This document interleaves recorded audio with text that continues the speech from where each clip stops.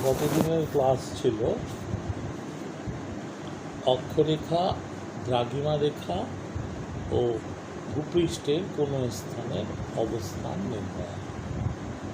এই অধ্যায়টাকে ভালো করে উপলব্ধিকরণ করতে গেলে তোমরা মানচিত্র বই নিয়ে বসবে, দেখবে এক একটা দেশ মহাদেশের অক্ষরেখার বিস্তৃতি কেমন, দ্রাঘিমা রেখার বিস্তৃতি কেমন ইত্যাদি এগুলো জানতে পারবে। দেখতে পারলেই সেটাকে অনুধাবন করে জানতে পারবে এই বিষয় সম্পর্কে। আমাকে কতদিন প্রশ্ন করেছিলে তোমরা, সেক্সট্যান্ট বা ট্রানজিট থিওরোলাইট কি? একজন এই প্রশ্নটা করেছিল, তা আমি সেদিন উত্তর দিয়েছিলাম, তবু আজ আমি এই উত্তরটা পাঠাচ্ছি তোমাদের কাছে যে ট্রানজিট থিওরোলাইট এবং সেক্সট্যান্ট উভয় যন্ত্রের সাহায্যেই মধ্যাহ্নে কোনো স্থানের নক্ষত্রের উন্নতিকোণ আমরা জেনে থাকি। কোনো স্থানে, সেটা উত্তর গোলার্ধে হলে ধ্রুবতারা, দক্ষিণ গোলার্ধে হলে তোমার আমাদের কাছে যেটা রয়েছে হ্যাডলি অক্ট্যান্ট, সেইটাকে এর উন্নতিকোণটাকে ওই যন্ত্রের মাধ্যমে আমরা নির্ধারণ বা নির্ণয় করে থাকি। বিশেষ করে মেঘমুক্ত রাতের আকাশে উত্তর গোলার্ধে মেরুবিন্দুতে ধ্রুবতারার উন্নতি হলো 90 ডিগ্রি, নিরক্ষরেখায় 0 ডিগ্রি।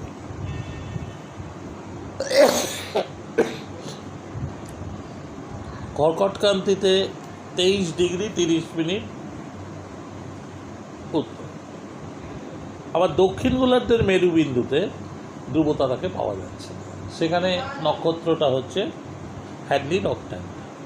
তো সেখানে উন্নতিকোণ কুমেরুতে 90 ডিগ্রি, তার হ্যাডলি অক্ট্যান্টে। তা এই নিয়মে আমরা, এটা জ্যামিতিক নিয়ম, এই নিয়মে আমরা নক্ষত্রের উন্নতিকোণগুলোকে নির্ণয় করে থাকি।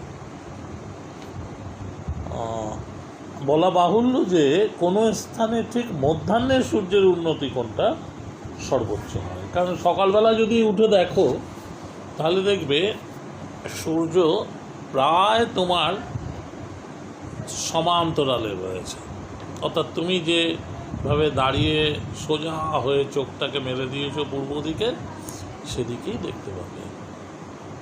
কিন্তু সূর্যকে দুপুর 12টায় দেখবে তোমার মাথার ওপর চলে এসেছে, তারপর তুমি পূর্ব দিকেই মুখ করে আছো। দুপুর 12টার পর আস্তে আস্তে সূর্য তোমার পিছন দিকে চলে যাচ্ছে, অর্থাৎ ব্যাক সাইডে। এই যে সূর্যের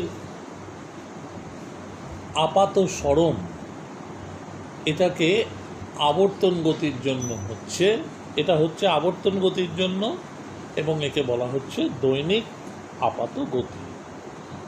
তাহলে সূর্য এক জায়গায় থাকছে না, মধ্যাহ্নে সূর্যের উন্নতিকোণ সর্বোচ্চ পাচ্ছি, ফলে তখন সূর্যের উন্নতিকোণ মাপা হচ্ছে আমাদের কাছে এই যন্ত্রের মাধ্যমে। কোন যন্ত্র? সেক্সট্যান্ট এবং ট্রানজিট থিওরোলাইট। কীভাবে করে মাপা হয়ে থাকে, অর্থাৎ মেজারমেন্ট ডিটারমিনেশন করা হয়। ধরো উত্তর গোলার্ধের আমরা মানুষ, আমরা উত্তর গোলার্ধের মোট অংশ পাই 0 থেকে 90 ডিগ্রি, অর্থাৎ নিরক্ষরেখা থেকে সুমেরু এই পর্যন্ত মোট অক্ষাংশ হচ্ছে 90 ডিগ্রি। তাহলে এই 90 ডিগ্রি থেকে ওই স্থানে মধ্যাহ্নে সূর্যের উন্নতিকোণ প্লাস ওই দিন সূর্যের বিষুব লম্ব, কি বললাম? 90 ডিগ্রি মাইনাস ওই স্থানে মধ্যাহ্নে সূর্যের উন্নতি কোণ প্লাস ওই দিন সূর্যের বিষুব লম্ব। বিষুব লম্ব কি? অর্থাৎ সূর্য যে স্থান থেকে তুমি পরিলক্ষিত করছো সেই স্থানে উন্নতি কোণ কত? সূর্যের উন্নতি কোণ কত? সেটা হবে বিষুব লম্ব। তাহলে কি দাঁড়ালো? 90 ডিগ্রি। ওই স্থানে মধ্যাহ্নে সূর্যের উন্নতি কোণ কত? ধরো তুমি নেবে মেরুবৃত্ত, সুমেরুবৃত্তের অক্ষাংশ 66.5 ডিগ্রি। তাহলে 90 ডিগ্রি মাইনাস কত আসছে? 66.5 ডিগ্রি। 90 ডিগ্রি তো সুমেরু, আর সুমেরুবৃত্ত হচ্ছে 66.5 ডিগ্রি। তাহলে মাইনাস করলে দাঁড়াচ্ছে 23.5 ডিগ্রি। এবার সূর্যের উন্নতি কোণ আমাকে বার করতে বলেছে। তাহলে ওই স্থানে মধ্যাহ্নে সূর্যের উন্নতি কোণ হবে, যদি 21শে জুন হয় তাহলে কর্কটক্রান্তিতে সূর্য 21শে জুন থাকে, আর সুমেরুবৃত্ততে আমরা বার করব। তাহলে কর্কট থেকে সুমেরুবৃত্তের দূরত্ব হচ্ছে 66.5 ডিগ্রি মাইনাস 23.5 ডিগ্রি। হাফ কেটে গেল, 6 থেকে 3 3, আর এদিকে 6 থেকে 2 4, তাহলে 43 ডিগ্রি। আর ওই দিন সূর্যের বিষুব লম্বটা কীভাবে বার করছি? 90 ডিগ্রি মাইনাস 43 ডিগ্রি। 90 ডিগ্রি কার কোণ? 90 ডিগ্রি হচ্ছে সূর্যের উন্নতি কোণ, সূর্যরশ্মির লম্ব কোণটা। আর বার করছি অক্ষাংশদ্বয়ের প্রভেদ দিয়ে, অর্থাৎ সেই জায়গা দাঁড়িয়ে গেল আমাদের উন্নতি কোণ 43 ডিগ্রি বাদ দিলে 47 ডিগ্রি। 47 ডিগ্রি কোণ। এটা যদি দক্ষিণ গোলার্ধে হয় তাহলে দক্ষিণ গোলার্ধ ক্রসপন্ডিং অ্যাঙ্গেল, অর্থাৎ বিপরীত কোণ, তাহলে সেই জায়গা হয়ে যাবে মাইনাস। বিষুব লম্বটা সেখানে সাবট্র্যাক্ট হবে। এই পর্যন্ত একটা অংশ। নতুন করে আজকের চ্যাপ্টার হবে দ্রাঘিমা রেখা। আমি তোমাদের কাছে পেজ 6 যে আমার আঁকা এবং ক্লাস নোট, এটা সম্পূর্ণ জানবে। আমি তোমাদেরকে পড়াচ্ছি, সেই পড়ানোটাই আমি এখানে লিখে দিয়েছি। এটা কোনো নোট নয়, কোনো বই থেকে ধরে নোট করা বা করা লেখা এরকম কিছু নয়। আমি যেটা পড়াচ্ছি সিস্টেম্যাটিক ওয়েতে, সেই সিস্টেম্যাটিক বা পরিকল্পিত দিকটাকে আমি এখানে তোমাদের কাছে পৌঁছিয়ে দিয়েছি। আমার মনে হয় এই জিনিসগুলো তোমাদের অনেক কাজে লাগবে, অনেক কাজে লাগবে, যদি ঠিকমতো যত্ন সহকারে এটাকে করতে পারো। কারণ এই জিনিসগুলো একটা কথা মনে রাখবে, সহজে পাওয়া যায় না। আমাদের বেলাও আমরা বহু কষ্ট করে শিক্ষক মহাশয়দের কাছ থেকে এইরকম কিছু কিছু সংগ্রহ করেছিলাম, তাও এত তথ্য ছিল না, তত্ত্ব ছিল না, 2-4টে আঁকা, 2 লেখা, এই। তা সেদিক দিয়ে তোমাদের বলবো এটাকে যত্ন সহকারে রেখে পড়ার চেষ্টা করো। বাড়িতে দেখবে এটা পড়লে যদি বুঝতে না পারো আমাকে ফোনে জানাবে, আমি অবশ্যই অ্যান্সার করে দেবো। এ নিয়ে কোনো দুঃখ পাওয়ার কিছু নেই। আর আরও একটা কথা বলি যে নোট না পড়লেও হয়, নোট পড়লে জ্ঞানটা সম্পূর্ণ হয় না। হ্যাঁ, জায়গাটাকে বুঝে পড়ো। আচ্ছা, এবার বলি 180 ডিগ্রি দ্রাঘিমা রেখাকে আন্তর্জাতিক তারিখ রেখা হিসাবে ব্যবহার করা হয়, ইন্টারন্যাশনাল ডেটলাইন। কেন 180 ডিগ্রি দ্রাঘিমা রেখা? একটাই, তুমি আমাদের সূর্য ওঠে পূর্ব দিকে, আর অস্ত যায় পশ্চিম দিকে। তাহলে পূর্ব দিকে সময় এগিয়ে থাকে সূর্য ওঠার সঙ্গে সঙ্গে, আর অস্ত যাওয়ার সঙ্গে সঙ্গে সূর্য সময় পিছিয়ে যায়। আমরা দেখব যে ছবিতে দেখবে, ম্যাপে দেখো, ম্যাপ বই, ভালো ম্যাপ বইতে দেখবে, মানচিত্র বুকসে, সেখানে দেখো যে গ্রিনউইচ থেকে 180 ডিগ্রি এটা পূর্ব দিক, আবার গ্রিনউইচ থেকে 180 ডিগ্রি এইদিকে এটা তোমার পশ্চিম দিক। কাজেই এই যে পূর্ব দিক এবং পশ্চিম দিক, টু ইস্ট ইজ ওয়েস্ট, তুমি যতই পূর্ব দিকে যাবে ততই তুমি পশ্চিম দিক পাবে। শুরু করো,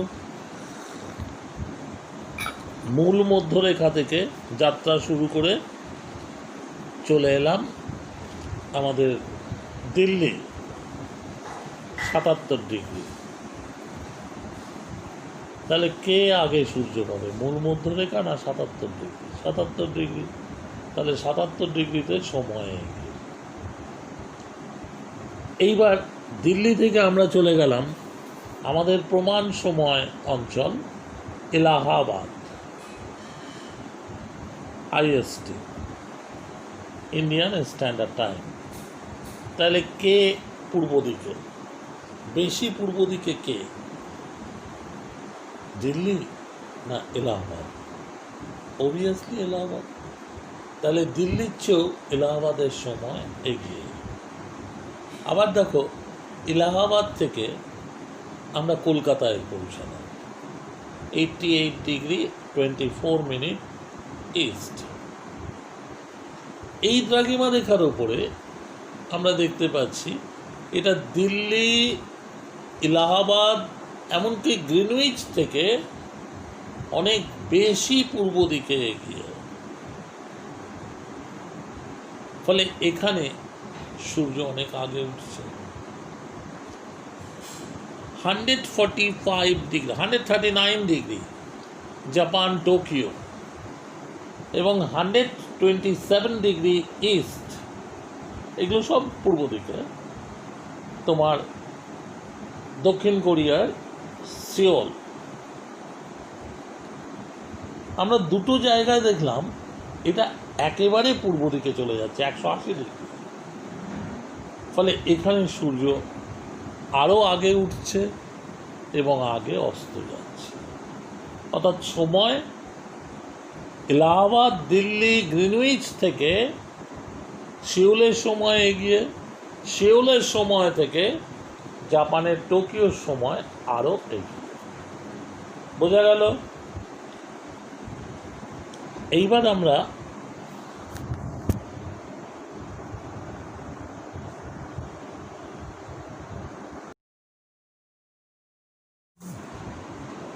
অক্ষরেখা ও দ্রাঘিমা রেখার মধ্যে প্রভেদ নির্ণয় করব। আমি 4টে প্রভেদ চিত্রসহ তোমাদের কাছে প্রদর্শিত করেছি। পেজ 6-এ একটা হচ্ছে অঞ্চল নির্ধারণ। 0 থেকে 30 এখানে সূর্যের তাপ সর্বদাই 90 ডিগ্রি করে থাকে, আর ন্যূনতম থাকে তোমার 66.5 ডিগ্রি কোণ, কখনো কখনো 43 ডিগ্রি। কারণ কর্কটক্রান্তিতে তো আর 66.5 ডিগ্রি হয় না, ওখানে তোমার 43 ডিগ্রি। এই জন্য এই অঞ্চলটা তাপ গ্রীষ্মমণ্ডল বা উষ্ণমণ্ডল। 0 থেকে 30। তুমি আবার 0 থেকে 23 করতে পারো। 23 কেন? 23.5 হচ্ছে value of tropic of cancer and also value of tropic of Capricorn. ঠিক আছে? অর্থাৎ উভয়ের মান কর্কট মকরের 23.5 ডিগ্রি করে বলে এটাকে আমরা গ্রীষ্মমণ্ডল ধরে রাখি। আবার এই 23.5 থেকে 66.5 ডিগ্রি যদি নিই তাহলে মেরুবৃত্ত, এবং মেরুবৃত্ত পর্যন্তই সূর্য তোমার মানে পূর্ণাঙ্গ দিন রাত্রি সৃষ্টি করতে পারে, তাই সেটা নাতিশীতোষ্ণ মণ্ডল। অর্থাৎ তাপমাত্রা এখানে 10 থেকে 20 ডিগ্রি সেলসিয়াসের মধ্যে থাকে। আর হিমমণ্ডল যেটা, সেটা সুমেরুবৃত্ত থেকে সুমেরু, কুমেরুবৃত্ত থেকে কুমেরু, অর্থাৎ 66.5 ডিগ্রি উত্তর দক্ষিণ থেকে 90 ডিগ্রি উত্তর দক্ষিণ। এইটা দিয়ে একটা ভাগ। দ্রাঘিমা রেখাগুলোর মধ্যে এইরকম অঞ্চল যদি বলো, তাহলে কিভাবে বলা যাবে? সময় দিয়ে। কতগুলো বিশেষ সময় অঞ্চল আছে, সেই সময় অঞ্চলগুলো হচ্ছে প্রমাণ সময় অঞ্চল। যেমন মার্কিন যুক্তরাষ্ট্রে 5খানা প্রমাণ সময় অঞ্চল আছে। রাশিয়াতে 11টা প্রমাণ সময় অঞ্চল ছিল যখন রাশিয়া অবিভক্ত ছিল, সোভিয়েত ইউনিয়ন। এখন তো ভেঙে গেছে, এখন আর সেখানে 11টা নেই। কটা আছে দেখে বলতে হবে, মানচিত্র দেখে। আর এরপরে আমি ভাগ করেছি আকৃতি দিয়ে। অক্ষরেখাগুলো হচ্ছে পূর্ণবৃত্ত। কেন সেটা ডিসকাস করেছি আগে। দ্রাঘিমা রেখাগুলো অর্ধবৃত্ত। কেন সেটাও বলেছি, কারণ অক্ষরেখাগুলোকে সমকোণে ছেদ করে সমকোণে ছেদ করেছে, সমদ্বিখণ্ডিত করেনি, একমাত্র নিরক্ষরেখাকে সমদ্বিখণ্ডিত। গণনার ভিত্তি হচ্ছে অক্ষরেখাগুলো আমরা পেয়েছি মেরু অক্ষ থেকে, কারণ মেরু অক্ষ এক সরলরেখা। জ্যামিতিতে এক সরলরেখার অর্থ 180 ডিগ্রি। তাহলে মেরু অক্ষের 2 প্রান্ত থেকে, সুমেরু কুমেরু থেকে আমরা যদি ঠিক মধ্যবর্তী স্থানে আসি, তাহলে সেখানে পাবো 0 ডিগ্রি।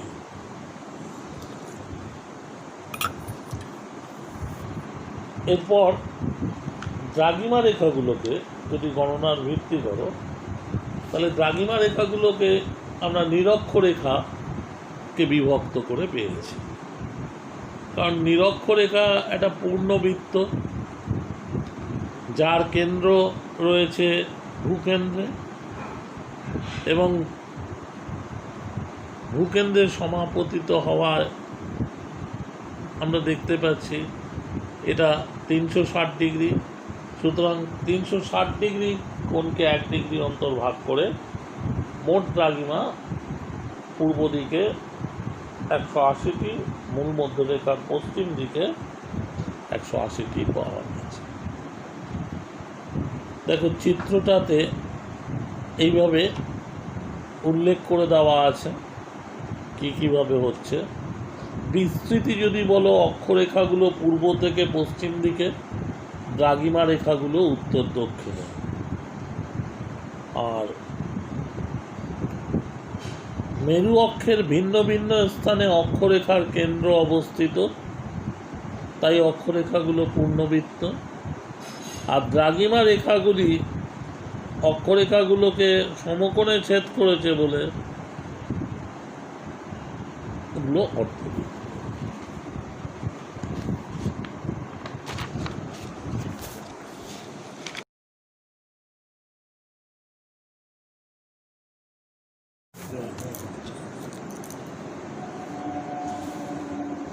দ্রাঘিমা রেখার ইংরেজি হচ্ছে লঞ্জিটিউড, লাইন অফ লঞ্জিটিউড।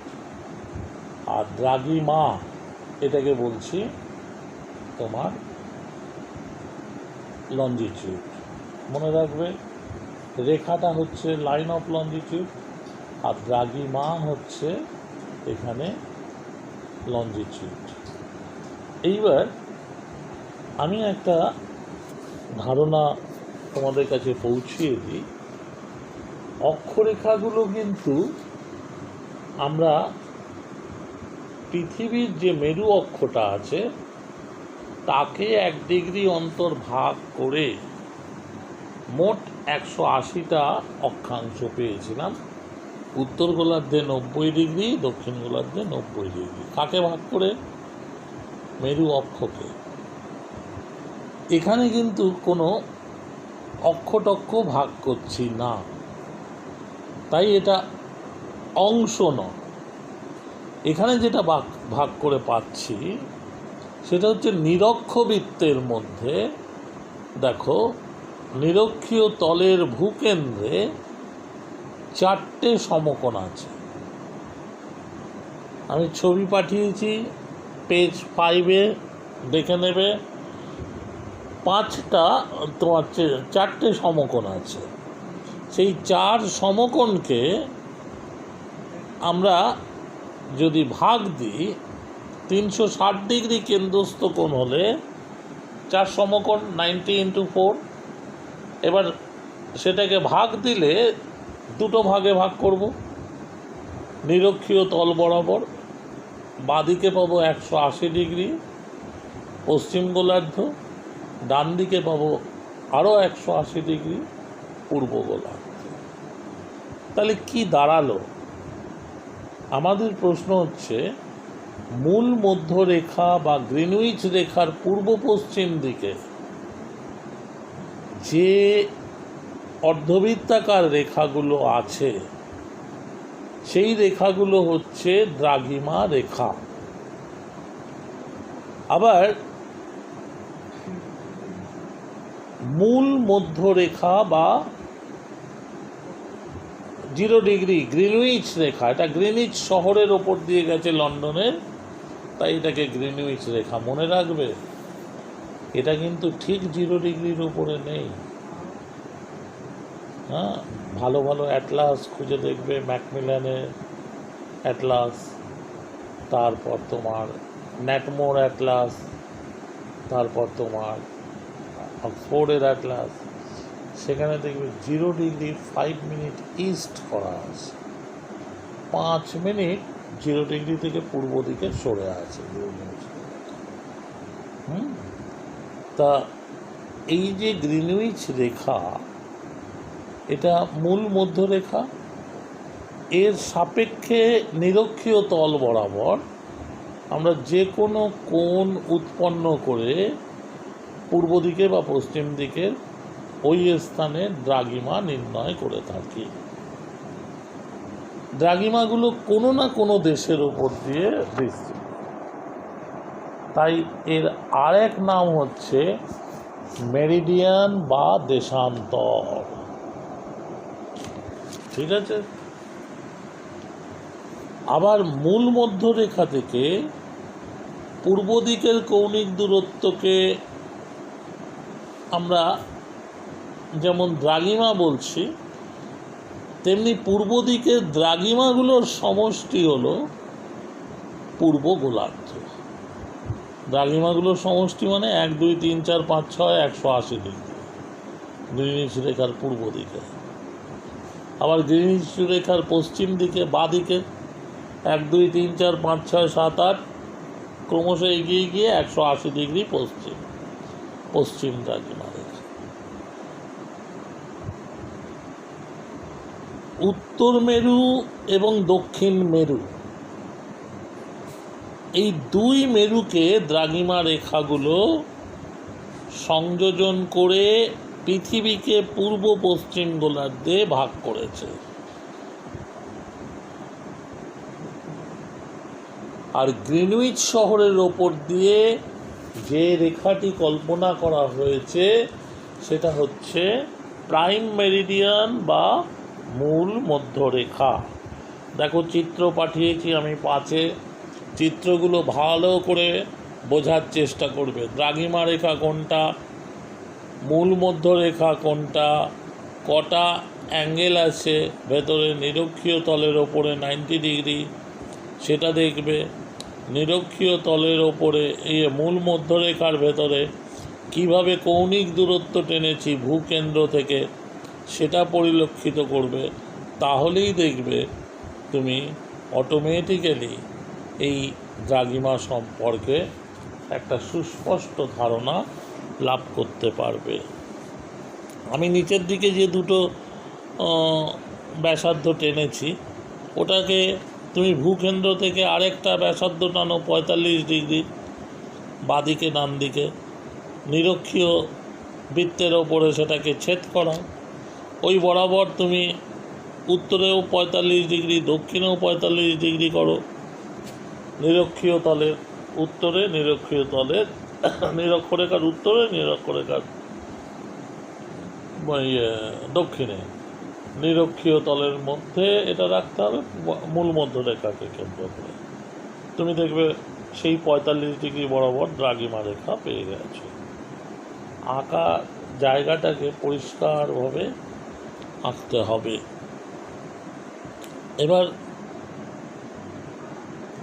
গুরুত্বপূর্ণ যে দ্রাঘিমা রেখার বৈশিষ্ট্য এবং ব্যবহার আমরা দেখব।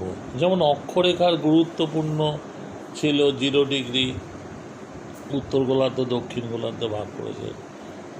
ক্রান্তিবৃত্ত রেখা সূর্যের অয়নান্তের শেষ পথ এখানে, এর বাইরে সূর্য আর 90 ডিগ্রি কোণে পৌঁছাতে পারে না। 66.5 ডিগ্রি উত্তর দক্ষিণ, একটা পূর্ণাঙ্গ দিন রাত্রি 24 ঘন্টা, অর্থাৎ 12 ঘন্টা 12 ঘন্টা বা 14 ঘন্টা 10 ঘন্টা 24 ঘন্টা, এটা এই 66.5 ডিগ্রি পর্যন্তই সীমাবদ্ধ। তারপর যদি আবার 90 ডিগ্রির দিকে যাই তাহলে আর সূর্য সেখানে পৌঁছাতে পারে না। 6 মাস করে থাকে এবং সেই 6 মাস সূর্য মাথার ওপর না থেকে দিগন্ত রেখা বরাবর অবস্থান করে। দিক অন্ত, অর্থাৎ তুমি যেদিকে তাকিয়ে আছো, যত দূর পর্যন্ত দেখতে পাচ্ছ সেটাই তোমার দিক অন্ত।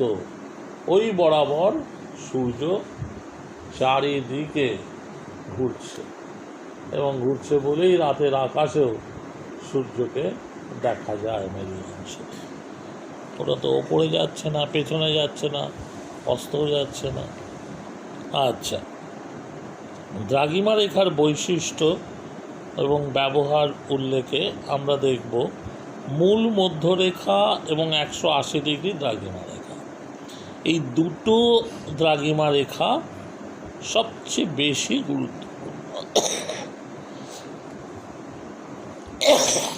বোঝা যাচ্ছে? মূল মধ্যরেখাকে পূর্ব ও পশ্চিমে শুরু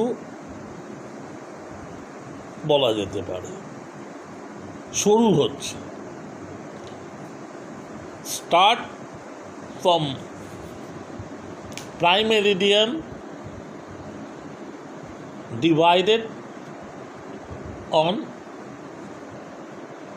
divided into eastern hemisphere and western hemisphere. এই মূল মধ্যরেখা থেকে শুরু হলো, শেষ হলো কোথায়? দ্রাঘিমা রেখা। 180 ডিগ্রি দ্রাঘিমা রেখাতে গিয়ে শেষ হয়ে গেল। তাহলে এর গুরুত্ব বুঝতে পারছো? মূল মধ্যরেখা থেকে 180 ডিগ্রি, 0 ডিগ্রি থেকে 180 ডিগ্রি। আবার আমরা যদি জিএমটি দেখি, জিএমটি মানে গ্রিনউইচ মিন টাইম।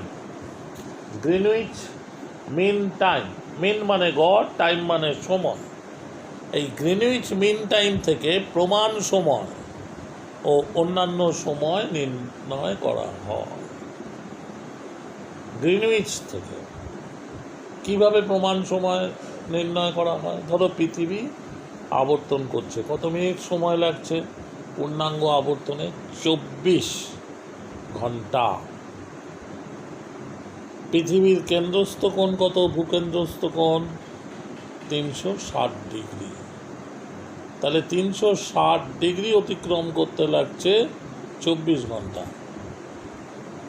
তাহলে 360/24 1 ঘন্টায় অতিক্রম করছে 15 ডিগ্রি। ফলে এটা কোথা থেকে মাপ নিলাম? গ্রিনউইচ থেকে।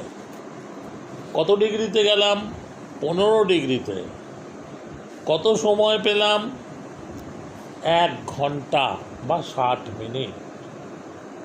ঠিক আছে, এই 15 করে আমরা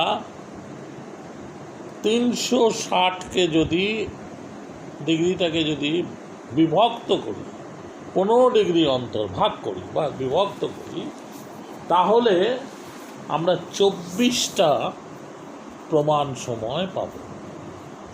1 ঘন্টা অন্তর 360/15 24। যদিও অনেক ক্ষেত্রে প্রমাণ সময় 7 ডিগ্রি 30 মিনিটসের ওপরও নির্ণয় করা আছে।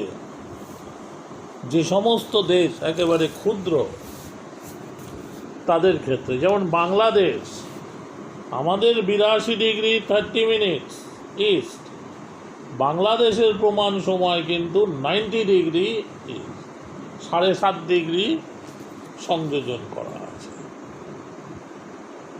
তারপর ওখান থেকে আবার 15.5 ডিগ্রি বার করে করা রয়েছে মায়ানমারের টাইম জোন।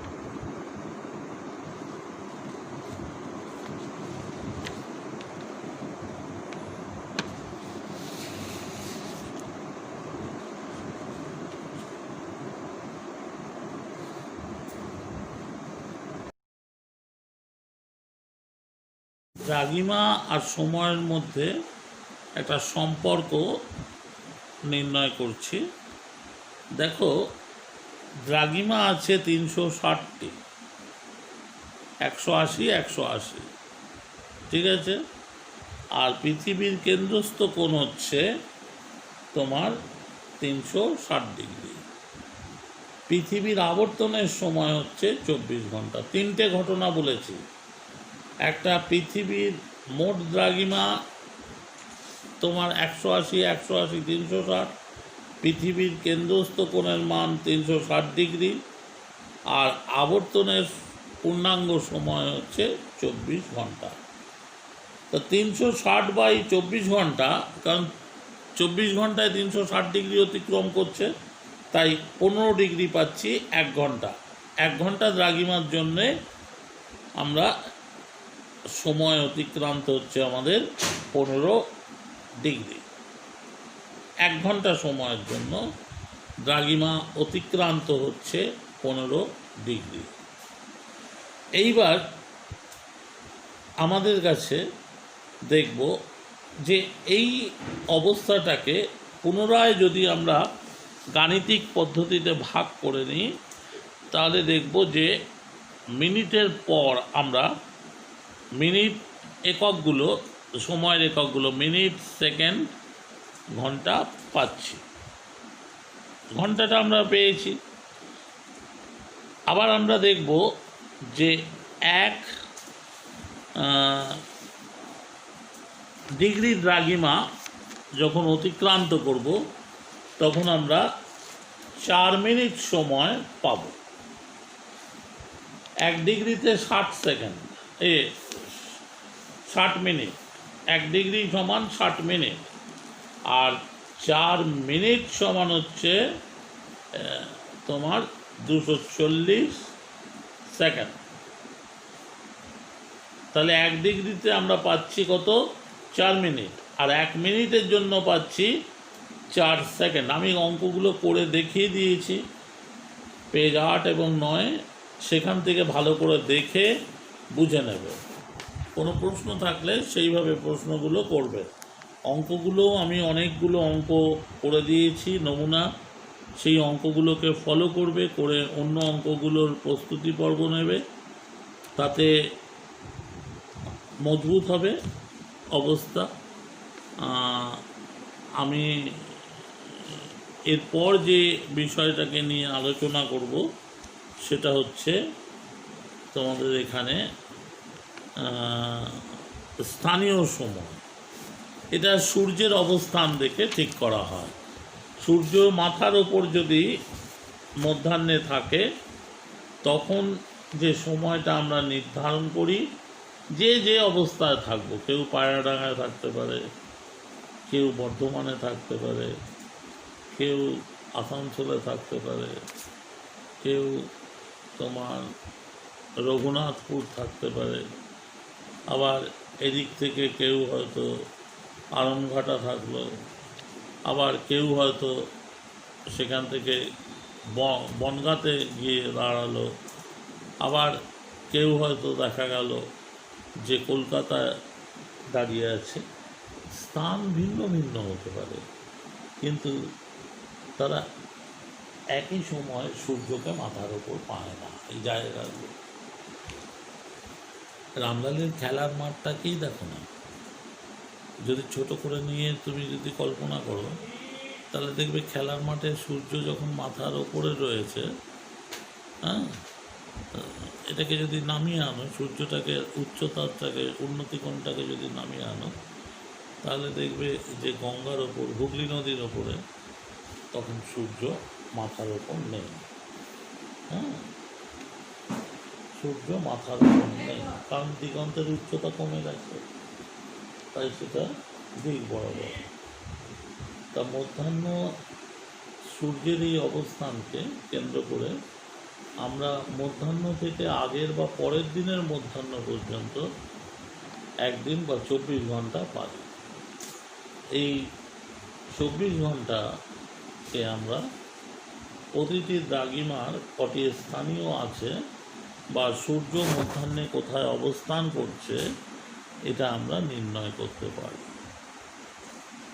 কোনো বিস্তীর্ণ এলাকা বিশিষ্ট দেশ বা অঞ্চলের মধ্যভাগে অবস্থিত দ্রাঘিমার স্থানীয় সময়কে নিয়ে আমরা সমগ্র দেশের গড় সময়টুকুকে নির্দেশ করে থাকি। এই গড় সময়টা হচ্ছে প্রমাণ সময়। প্রমাণ সময় ভারতের ক্ষেত্রে নির্ধারিত করা আছে 82 ডিগ্রি 30 মিনিট। এই ক্ষেত্রে 82 ডিগ্রি 4 মিনিটকে যদি আমরা গুণ করি, তাহলে 328 এবং অর্থাৎ 5 ঘন্টা 28 মিনিট, আর এদিকে 30 মিনিটের জন্য 4 30 120 2 মিনিট, মোট 5 ঘন্টা 30 মিনিট এগিয়ে পিছিয়ে আছে। আমি ওটাকে 4 মিনিট ধরে করেছি, 82 ডিগ্রি 4 মিনিট, ওটা 82 ডিগ্রি 30 মিনিট ধরে করা ভালো। ওটাই প্রকৃত পক্ষে কারেক্ট। আর মার্কিন যুক্তরাষ্ট্রের এইভাবে আমরা 5টা টাইম জোন পেয়েছি। আবার সোভিয়েত রাশিয়া যখন ভাঙেনি, তখন আমরা সেখানে 11টা প্রমাণ সময় পেয়েছি। এই লোকাল সময়ের মধ্যে আমরা ফাইন্ড আউট করার চেষ্টা করি যে স্ট্যান্ডার্ড টাইম, অর্থাৎ প্রমাণ সময়, তারপরেই আমাদের কাছে আসে দুটো ভাগ, এম এবং পিএম এর অংশ।